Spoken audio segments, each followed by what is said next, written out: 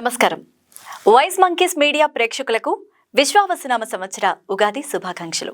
నేను మీ కృష్ణవేణి. ఉగాదిలో ఉగా అంటే నక్షత్ర గమనం అని మనందరికీ తెలిసిందే.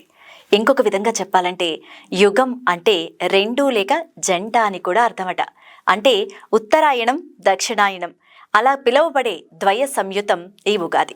భారతీయ సాంప్రదాయం ప్రకారం చైత్ర శుక్ల పాడ్యమి రోజే అంటే ఉగాది రోజునే సృష్టి జరిగిందని మన పురాణాల్లో చెప్పారు. హిందువులకు ప్రత్యేకమైన పండుగ ఈ ఉగాది. ముఖ్యంగా ఆంధ్రప్రదేశ్, తెలంగాణ, కర్ణాటక, మహారాష్ట్ర ప్రాంతాల్లో విశేషంగా ఈ పండుగను జరుపుకుంటుంటారు. ఆంధ్ర, కర్ణాటకల్లో ఉగాదిగా పిలిస్తే మహారాష్ట్రలో గుడి పాడ్వాగా జరుపుకుంటుంటారు. తమిళులు పుత్తాండు అనే పేరుతో ఉగాదిని జరుపుకుంటారు.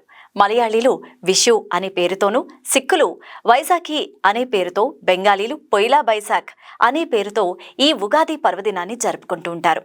అయితే పండుగ నిర్వహించడంలో పెద్దగా తేడాలు లేవని చెప్పవచ్చు. ఏ ప్రాంతంలో అయినా ఆంధ్రప్రదేశ్లో ఉగాది రోజున పంచాంగ శ్రవణం వినడం ఆనవాయితీగా వస్తోంది. ఆ సంవత్సరంలోని మంచి చెడులు, కందాయ ఫలాలు, ఆదాయ ఫలాలు, స్థూలంగా తమ జీవిత క్రమం ఏ విధంగా ఉంటుంది అని తెలుసుకొని దానికి అనుగుణమైన నిర్ణయాలు తీసుకోవడానికి ఆసక్తిని చూపిస్తారు మన తెలుగువారు. ముఖ్యంగా ఉగాది రైతులను గౌరవించే వేడుకగా కూడా చెప్తూ ఉంటారు. రైతులతో పాటుగా తెలుగువారు ప్రతి ఒక్కరూ కూడా తమదిగా భావించే పండుగ ఈ ఉగాది పర్వదినం. హిందూ పంచాంగం ప్రకారం ఒక్కొక్క తెలుగు సంవత్సరానికి ఒక్కొక్క పేరు ఉంటుంటుంది. ఈ ఏడాది ఉగాది పేరు విశ్వావసునామ సంవత్సరం.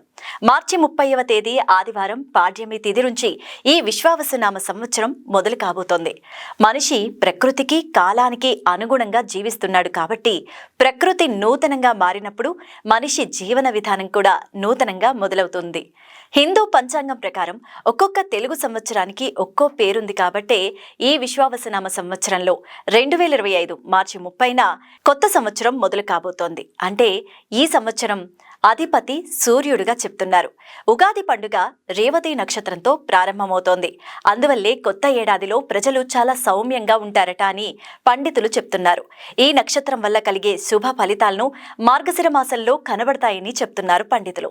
ఈ సంవత్సరం సంపద సమృద్ధిగా ఉండడంతో ఆనందం, శాంతి వెల్లివిరుస్తుందట. అలాగే ఉగాది రోజు నుంచే తెలుగు సంవత్సరం మొదలవుతుంది కాబట్టి ఇది తెలుగు వారికి మొదటి పండుగ, ప్రత్యేకమైన పర్వదినం. ఉగాది రోజున కొత్తగా పనులు ప్రారంభిస్తారు చాలా మంది. ఆ రోజునే ఇంటి గుమ్మాలకు మామిడి తోరణాలు కట్టి అలంకరిస్తారు. షడ్రుచుల సమ్మేళనం ఉగాది పచ్చడితో దినచర్యను ప్రారంభిస్తారు. ఉగాది పచ్చడి ఈ పండుగకు ఎంతో ప్రత్యేకమని చెప్పాలి. షడ్రుచుల సమ్మేళనం తీపి, పులుపు, ఉప్పు, కారం, చేదు, వగరు అనే రుచులు కలిసిన ఉగాది పచ్చడి తెలుగు వారందరికీ అత్యంత ప్రత్యేకం. ఏడాది పొడవునా మంచి చెడులను, కష్ట సుఖాలను సంయమనంతో స్వీకరించాలనే సందేశాన్ని ఉగాది పచ్చడి మనకు తెలియజేస్తుంది. ఈ పచ్చడి కోసం చెరుకు, అరటిపళ్ళు, మామిడికాయలు, వేప పువ్వు, చింతపండు, బెల్లం ఇలాంటివన్నీ వాడుతూ ఉంటారు.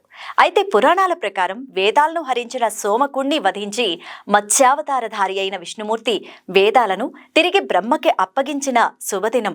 అప్పట్నుంచే ఉగాది ఆచరణలోకి వచ్చిందని చెప్తూ ఉంటారు.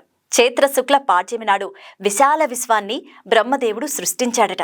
కాబట్టి సృష్టి ఆరంభించిన సంకేతంగా ఈ ఉగాది పర్వదినాన్ని జరుపుకుంటూ ఉంటారు.